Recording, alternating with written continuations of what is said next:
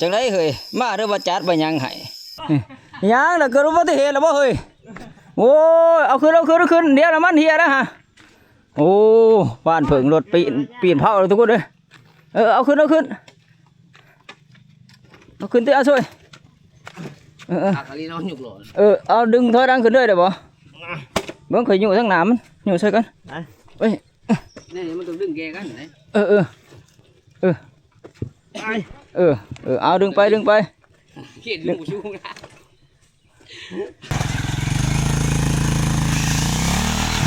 โอ้เอาขึ้นไม้เว้ย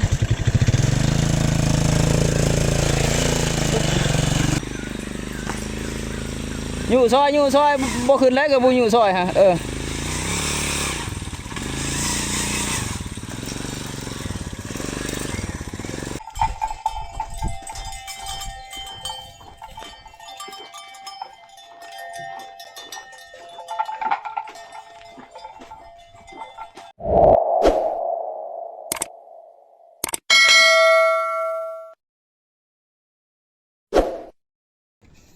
ทักทายสบายดี FC เบิร์ดทุกคนเนาะสบายดีตอนเช้าทุกคนคือมื้อนี้เฮากะสิไปครัวแร่นะทุกคนเนาะที่แรกว่าสิลงเมื่อตะบ้านนี่นะพอดีผ่านมองเพิ่นขึ้นมาพอดีเนาะกับทีมงานเพิ่นสิขึ้นมาครัวแร่กับบ่แม่นหาอยู่หากินแน่แล้วก็เบี้ยเพิ่นกะคือหลักๆเพิ่นก็มาตัดไม้ตอกเขานํทุกคนเนาะคือไม้ตอกกะนะเพราะว่าเพิ่นว่าอยากได้ไม้อยู่เทิงผู้น่ะมันเหนียวเนาะเพิ่นก็เดินมาตัดแล้วเพิ่นจักเอาน้ำเลยแหละเพราะว่าเฮามาอยู่คืนนี้กับเพิ่นกระจักเนาะแล้วก็ตอนเช้านี่สิออกครัวแร่ทุกคนเด้อบางเทื่อก็ครัวบางเทื่อก็สิได้กลับบ้านเด้อนะมื้อนี้แต่บ่ได้กลับมื้อนี้ก็ฟังเบิ่งมื้ออื่นเนาะไปทุกคนเด้อไปเบิ่งนำกันว่าหมู่เฮา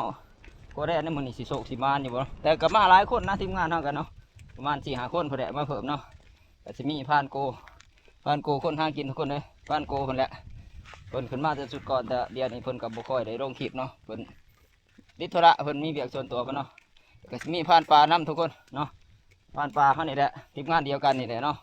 ไปทุกคนไปนี่บ้านป่าโอ้นี่เจ๊บุ้งหนาบุ้งดังเพราะว่าทีมงานเนาะผักส่วนหนึ่งกับครัวไปอีกทางหนึ่งนะหมู่เฮากับครัวไปอีกทางหนึ่งเพราะว่า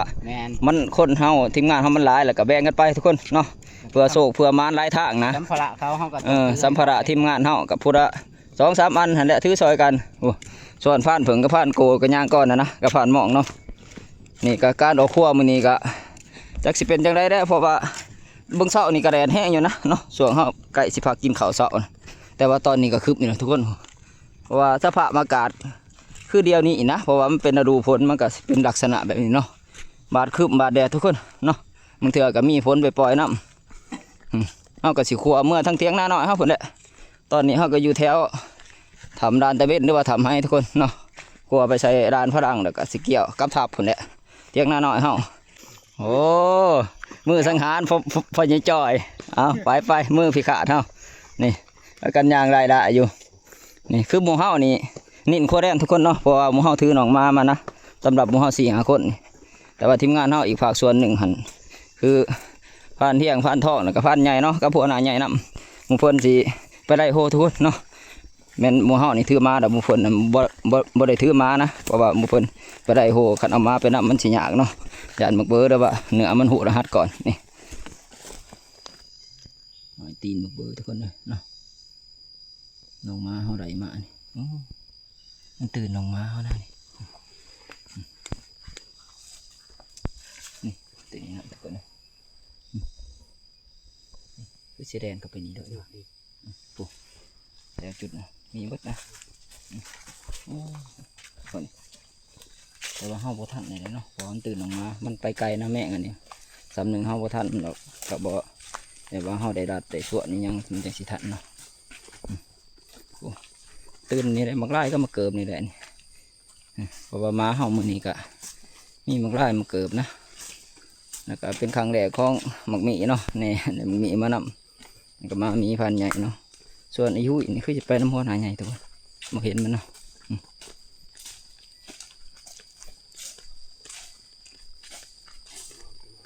มันลงไปผลเลยบ่อย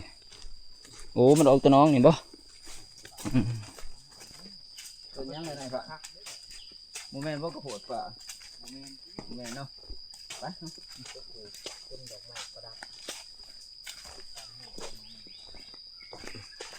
ไปนี่ไป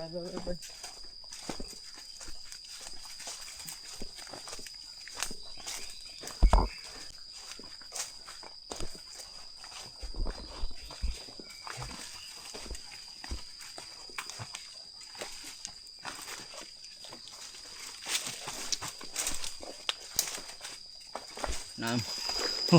น้องหมาเห่าอย่างไรทุกคนเลยเนาะขอไปเบิ่งก่อนโอ้จะมันเห่าอย่างเนาะเห่าสนั่นอยู่นะบัง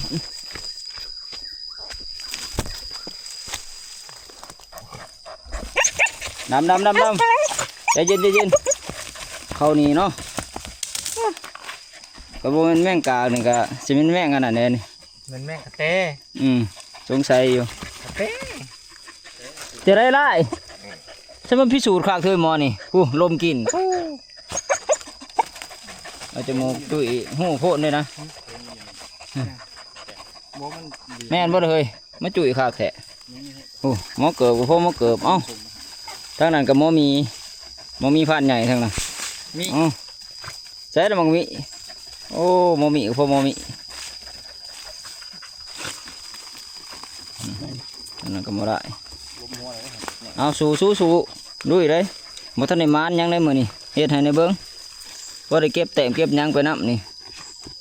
เก็บมันนาเลยยัง มักได้ก็ได้ โอ้ยขอคุบเปลือก หันบ่เฮ้ย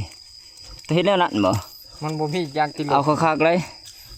เบิ่ง เอาตัวน้อยๆมันไม่หรอก เก็บนี่เด้งเราอยู่ข้างหลัง อันนี้ ใจเย็น โอ้บ่ธรรมดาได้เพิ่นโอ้เสริมแก๊สบ่เฮ้ย บ่เป็นก็เข้าขอควันปลา เออ เห็นหมดโอ้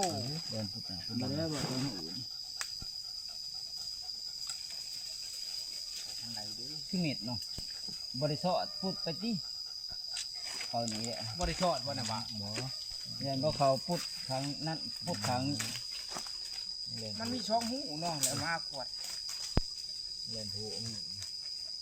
ที่แรกคอยกู้ก่อนบัว พูดออกมาจับแขวมันรู้ด้วยความเหมาะแขวแหลมๆเหมือนบ่ว้ายเอาลิ้นเลี่ยลูก แต่ว่าผ่านเดือน มันสิโหดแท้เนี่ยคือบริยินเสียงผู้ดิเนาะมันก็บริแดนผู้ดิวันนี้พวก โอ้ยเดี๋ยวนี้เอา อุตรนนะทุกคนเนาะเกือบได้ชั่วโมงหนึ่งนั่นก็ถือว่าบ่เห็นนะเนาะ ทางบนมา ควันไฟนี่ก็กลุ่มบดพวกนะเอาซองไปซองมานี่ก็คือว่าสอดเบิดบ่เห็นนะแต่ญาติว่ามันมีหูแผ่วซักลงดินเนาะบางเทื่อมันอาจไปอยู่หันหรือปัญหาสองก็แม่นว่า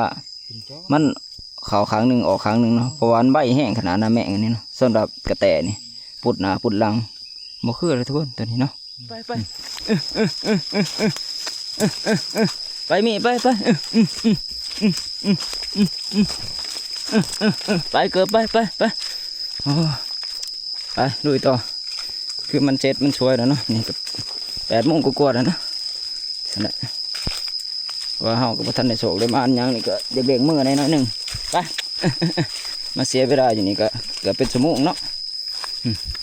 ไปชุบไปซอกเลยกับข้าวเที่ยงแล้วเฮาไปมีไปโอ้มอมีนี่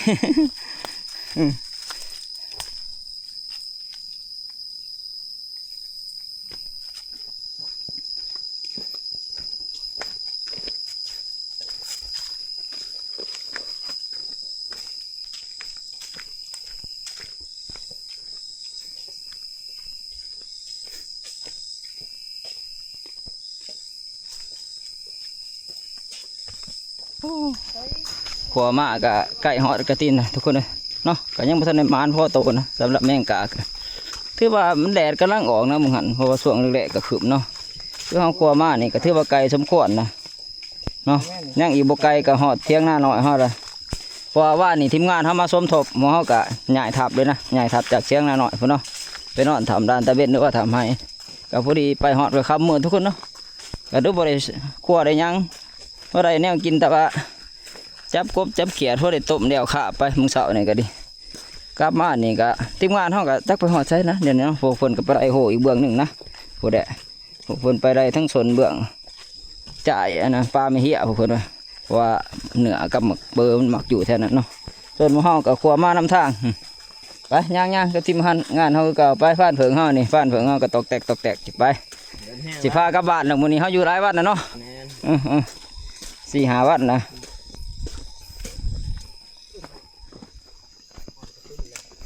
จะได้ฟ้านเผิงอยู่น้ำบ่เฮ้ยกินน้ำก่อนเนาะกินน้ำเย็นๆจักหวาดด้วยโอ้นี่ฝนตกลายมือดินี่คือว่าน้ำนี่ลายสมควรพักผ่อนกินน้ำก็โอ้จอกเนาะก็มีเลยเอาบ่จอกอิ่มละเอาแบบนั้นมันจะคักเนาะเอา ปิ้งไปจังเนาะ บ่มีหรอกมันกระแดดได้นี่กินแล้วกะเพราย่างเฮาก็หรอกบ่เกินกิโลกว่าก็ฮอดทับแล้วเนาะ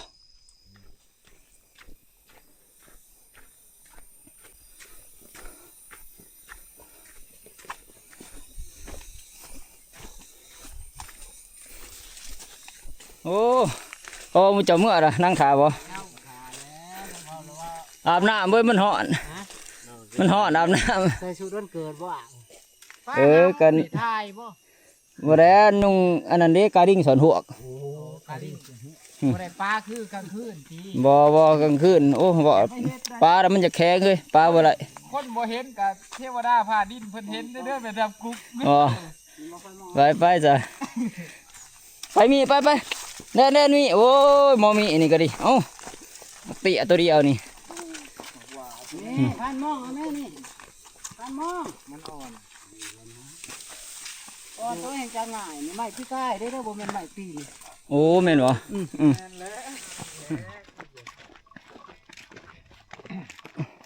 แป้งแล้วจังสิเอาขึ้นมาโอ้เคียงเขาบ่ฮะโอ้พวกนั้นนี่มาอยู่แม่นแท้พวกนั้นคำสอคำสะเห็นน่ะคำสะเขามาอยู่วัดหนูซื้อ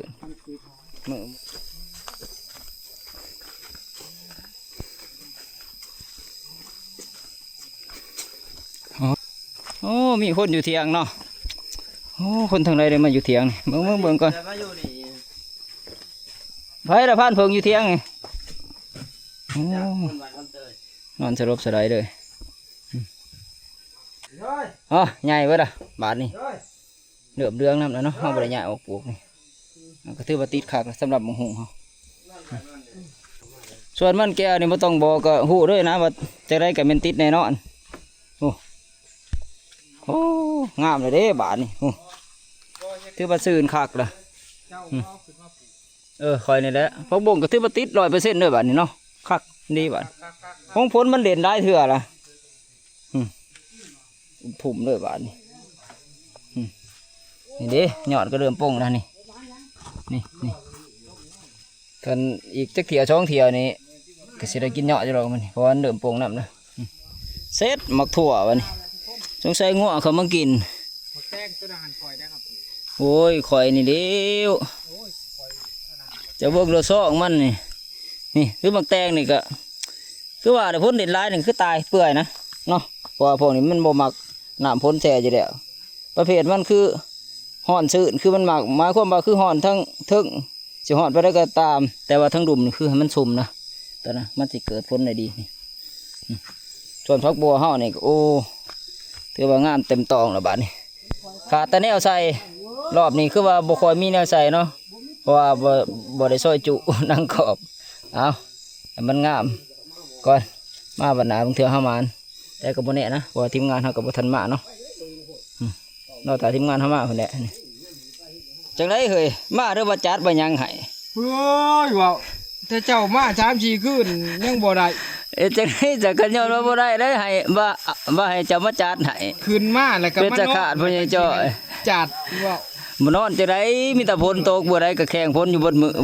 มู่ข่อยฮู้บ่มู่ข่อยลำบากคนใดกินข้าวต้มควบมันลำบากค่ะจนบ่มีแนวอยู่แนวกินข้าวจีเมื่อหันเนี่ยโอ้ยใครแต่ว่าบ่แม่นแม่งแขวแดมเลยจะไปกินข้าวสารบ่แม่นมัน แล่นมันเริ่มไข่แล้วมันเริ่มกดควยแล้วมันขึ้น แม่นมันห่างนะมันก็ใกล้สิเบิดฤดูกาลมันแล้วก็ว่าแม่นนี่สิมีหยังฝนตกลิ้นแล้วก็แล้วบัดอืม จังได้ขาไก่ให้กินตีขา อ่า มาหา โอ้ หน้าบ่ทันแล้วกันยังลุเลี้ยวมาหา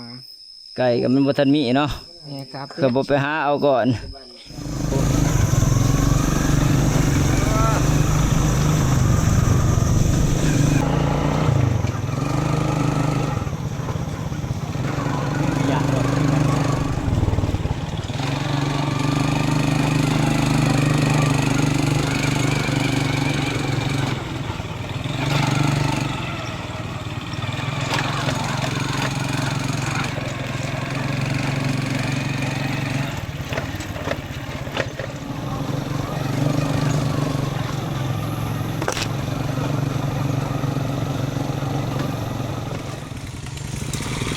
ไปผ่านเถิงไปฮู้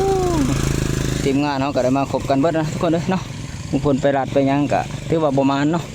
หมู่เขาก็เดินทางกลับบ้านนะวันนี้ทุกคนเลยตอนนี้ก็มาหอดก็บ่ทันถึงครึ่งทางแล้วเนาะแต่ว่าก็ใกล้หอดห้วยละหังนะโอ้มาเที่ยวนี้ก็ถือว่าบ่ค่อยมานทุกคนเลยเนาะนี่ยังแล้วเกิดอุบัติเหตุแล้วบ่เฮ้ยโอ้ยเอาขึ้นเดี๋ยวน้ำมันเฮียนะฮะโอ้บ้านเผิงรถปีนเผาเลยทุกคนเลยเอาขึ้นที่เอาช่วยผักอะไรน้องหยุกหล่อ เอาดึงถอยดังขึ้นด้วยเดี๋ยวบ่เบิ่งข่อยอยู่ทั้งหนามอยู่ใส่กันไป นี่มันต้องดึงแกกันไหน เอาดึงไป เขียนดึงชูนะ รถบ่สัญญามันสูงเนาะเอาหันหน้าไปไว้บัด อะไร นี่ค่อยแรก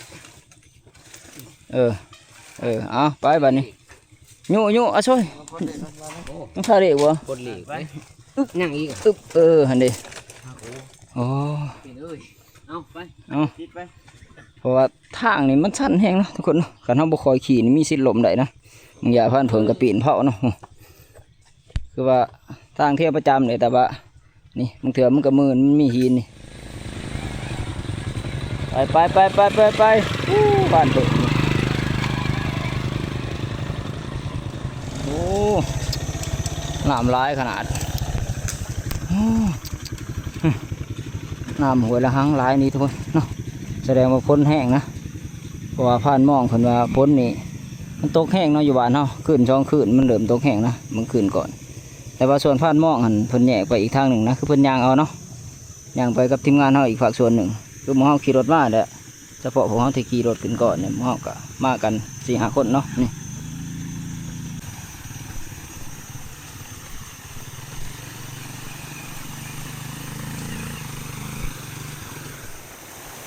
ไปคอยเด้อผ่านเผิงคอยเด้อทางมือนะ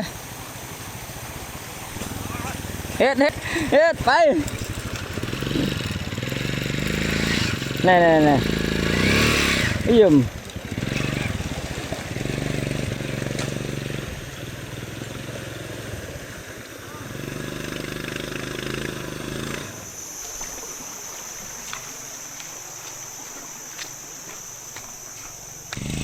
โอ้คิดโดดแบบโมโต้เด็กเลยผ่านถึง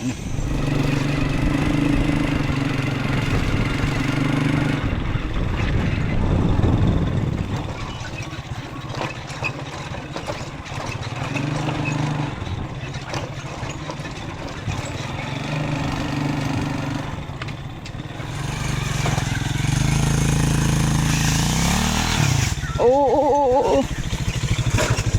เอาขึ้นไหมเว้ย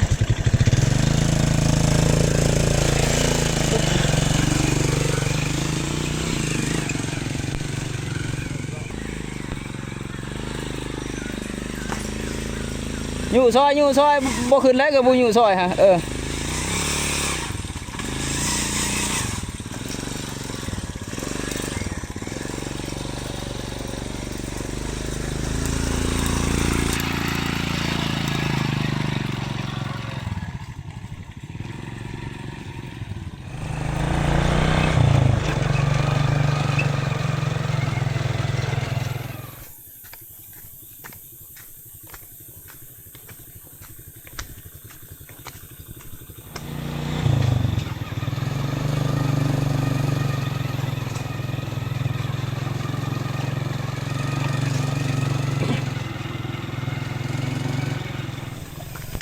มี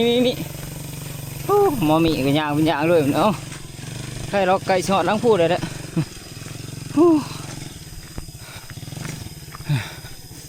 ขี่รถก็ยังเมื่อยเลยทุกคนบางครั้งเขาก็ได้ย่างเอาเนาะเพราะว่าทางนี้มันก็ได้แต่ทางยากนะทางง่ายมีแต่เป็นจุดช่วงนี้ช่วงสันๆเนาะนี่ว่าฝนบ่ทันตกแห้งนะกันฝนตกแห้งเมื่อทุกคนแถวนี้ขี่รถบ่ได้พอดีเนาะแต่สิได้ย่างเอาก็เขาสู่หน้าฝนแบบว่าเต็มที่นี่รถผ่านท้องก็ควันขโมงเลยทุกคนเลยเนาะเพราะว่าเพิ่นเอาปลาไว้ผู้นี่ก็หลายเดือนนะใส่งานนักกับแมนเวลาบืนขอบืนคอยนี่พี่สิเป็นทั้งในมันอยากรวมเลยเนาะมันเป็นคนขาวๆนะคือคอยตัวนี้ก็สั้นแห้งนั่นที่ห้อยยางอยู่นี่ถือว่าสั้นสุดเติบเนาะในแถวบริเวณนางผู้นี่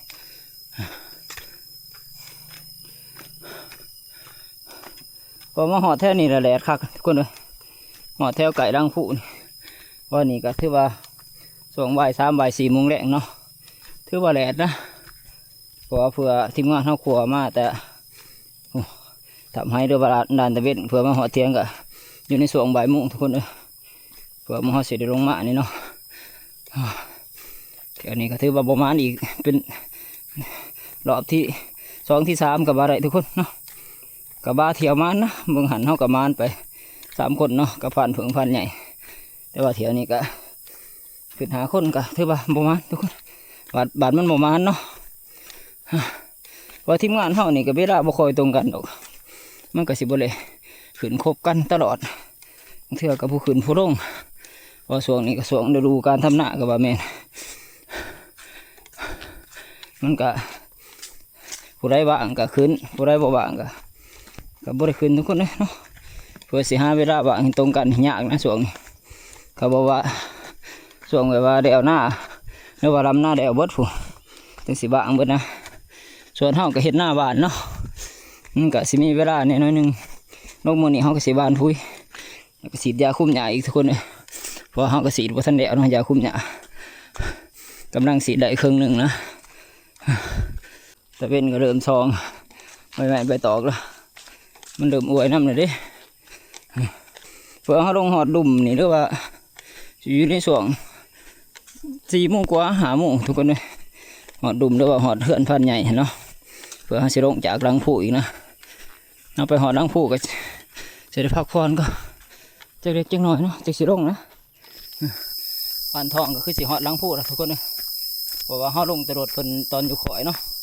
แล้วก็เพิ่นคือสิล่วงหน้าไปก่อนนะเพราะทางแท่นี้มันก็ยากเนาะหลายแต่มันยากขนาดแต่ว่าค่อยๆบืนไป2 คนก็พอได้อยู่เขาก็มาหอดรังผู้เลยทุกคนเลยโอ้ผ่านท้องมาหอดก่อนคือว่ารถเพิ่นจอดไว้หันนะแต่ว่าส่วนทีมงานเฮานี่บ่ทันมานะนี่มองจอดรถเนาะปกติเขาก็จอดไว้นี่แหละ3 คันเรียนกันนี่เนาะทีมงานเฮานี่คือเดินทางมานำดังทุกคนเนาะคือผ่านใหญ่แล้วก็ผ่านเที่ยงกับผ่านเผิงนะเพราะว่าผ่านเที่ยงเพิ่นไปแวเอามากระถอนหรือว่ามักตองเนาะเพิ่นตามมานำดังเพื่อเพิ่นสิมาหอดก็อีกประมาณครึ่งชั่วโมงเพิ่นบ่จักเนาะแต่ว่าของเฮาหอดดังผู้เรียบร้อยเบิดโอ้เย็นดีขนาดโอ้ลมเย็นดีทุกคนเลยมีโอ้มอมีโอ้มาหอดก่อนเฮาเนาะหมู่ตัวเนาะมีโอ้มันตีความลมมันแห้งทุกคนเลยโอ้เป็นคือฝนที่โตกับปนัดนะผู้มันก็เป็นคืมเป็นบางจุดเนาะบางบ่อนอ๋อฟ้านเพิงก็มาหอดนะโอ้แต่ละมอมีเฮาโอ้เว้ยเมื่อยเยอะเฮ้ยครั้งแรกในชีวิตโตกับการเดินป่าวิสิเมื่อยคักเนาะนี่ยังนะคำใบที่เฮ้ยคำใบ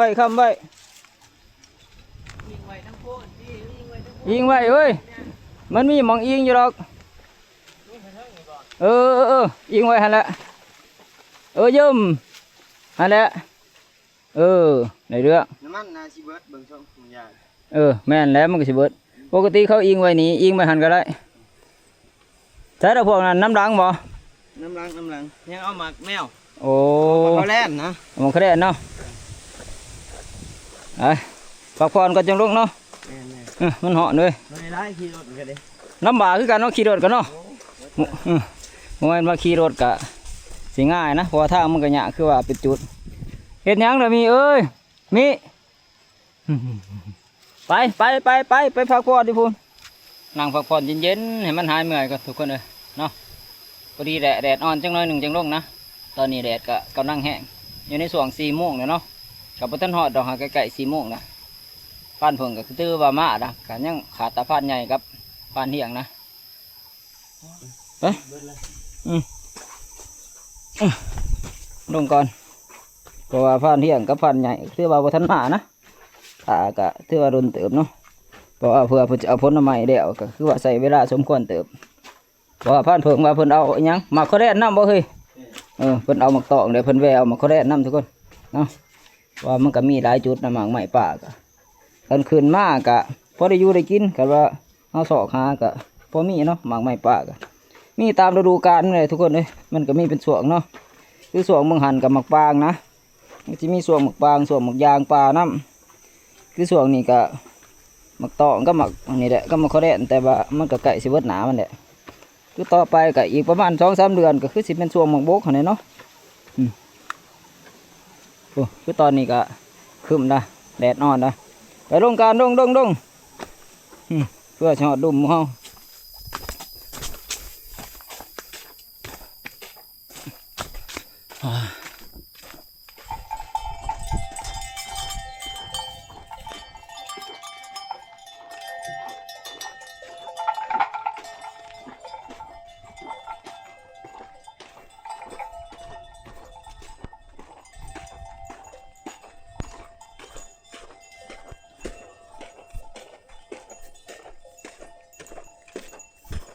ใช้ห่อนแห้งไว้ฟันผึ่งคือสิห่อนคักเนาะ โอ้ว่าจะไร เพื่ออะไรใครหน่อยเลย ก็สิ ห่อนกับมันใครอยู่เนาะ แม่ ห่อนบัดประมาณนี่ห่วยมันบ่มีแห้งสิย่างได้บาดนี่หมกมีมันก็เมื่อยพวกมีนั่นนี่ หมกมีนี่มันก็ลุยเป็นลุยเลยฝนก็คือสิแห้งคือว่าเนาะทุกคนมีน้ำนะให้นี่ถือว่าเต็มให้เต็มคันเนาะเบื้องนั้นก็เต็มให้เต็มคันนี่เบื้องนั้นก็ดิมาจังได้ต่อพ่อเฮ็ดหยังเดียวนี่ ดำหน้าบ่ สิลำหน้าใส่บ่สาวเนาะโอ้โหใครร้องสาวกับสาวเข้มท่า แล้ว หรือว่าคือว่ารถไถเปิดหน้าดินเลยพ่อใหญ่ มันลมอยู่ได้ โอ้มันลมเป็นบอลเนาะโอ้แม่นได้มันบ่ บ่ได้แล่น2 ตัวยังสิบ่กุมปากกุมท้องกันฝนตกคู่มือมันแทบบ่ได้คั่วฝนตกแล้วมันเป็นครึมฟ้าครึมฝนน่ะเด้เฮาก็บ่ค่อยดอกหากินนะออกหากินก็บ่มานั่นแหละโอ้ลงมาแท้นี่เขาจะเอาไถให้แท้หน้าแล้วเบิดนะหน้าหุดในเบื้องโอ้ตอนเฮาขึ้นเขาบ่ทันได้ไถนะแถวนี้ยังเป็นทงหน้าอยู่เดี๋ยวนี้เขาไถแล้วเบิดนะโอ้เห็นยังไม่อู้มะพร้าวเน่าหัวเสียจะได้มะพร้าวเน่าโอ้ทุ่งน้ำมันเป็นจะได้หมดนี่คือบ่ใส่เสื้อใส่เพะเด่นของเด่นโอ้บ่มานไว้เที่ยวนี่เมื่อยซื่อหอบบ่ถีบบ่มานบ่ได้ยังมาแต่โตมาหอดเทียงพันใหญ่นะทุกคนเนาะแล้วว่าหอดเทือนเพิ่นนี่แหละแต่ว่าเฮาก็สิพักผ่อนจังน้อยหนึ่งนะคอยเดินทางกลับเนาะเพราะว่ามานี่ก็ถือว่าเมื่อยสมควรทุกคนเลยเพื่อลงหอดดุมเนาะหอดก็หอดนะทั้งหอดทั้งเอา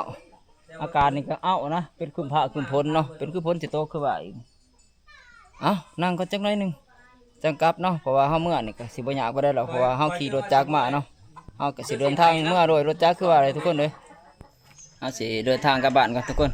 เพราะว่าถ้าทีมงานเฮาลงมานี่ก็ยังบ่ทันเห็นนะเนาะ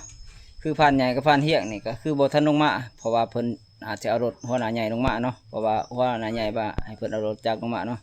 พันมองกับหัวหน้าใหญ่ก็บ่ทันเห็นทุกคนเพราะว่าเพิ่นย่างมาเนาะเพื่อเพิ่นสิลงมาฮอดยานค่ำนะทุกคนเนาะแต่ว่าสำหรับคลิปนี้เฮาสิปิดไว้เพียงเท่านี้ทุกคนเฮาสิเดินทางกลับบ้านกันเนาะพอกันใหม่คลิปหน้าทุกคนเลย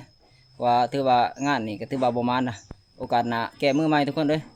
เอาพอกันอีกที่หนึ่งกับผมแหละประมาณอีก3-4 วันทุกคนเลยแต่ว่าก่อนอื่นมุดกะขอขอบคุณขอบใจน้ำ FC เบิร์ดจะผู้ทุกคนเนาะที่เข้ามาติดตามนะครับชมคลิปของเราตั้งแต่ต้นจนจบทุกคนสุดท้ายก็อย่าลืมฝากกดไลค์กดแชร์กดติดตามช่องบ่าวกุ้งคนนากินเนาะเพื่อบ่พลาดคลิปใหม่ๆของเราต่อไปเนาะ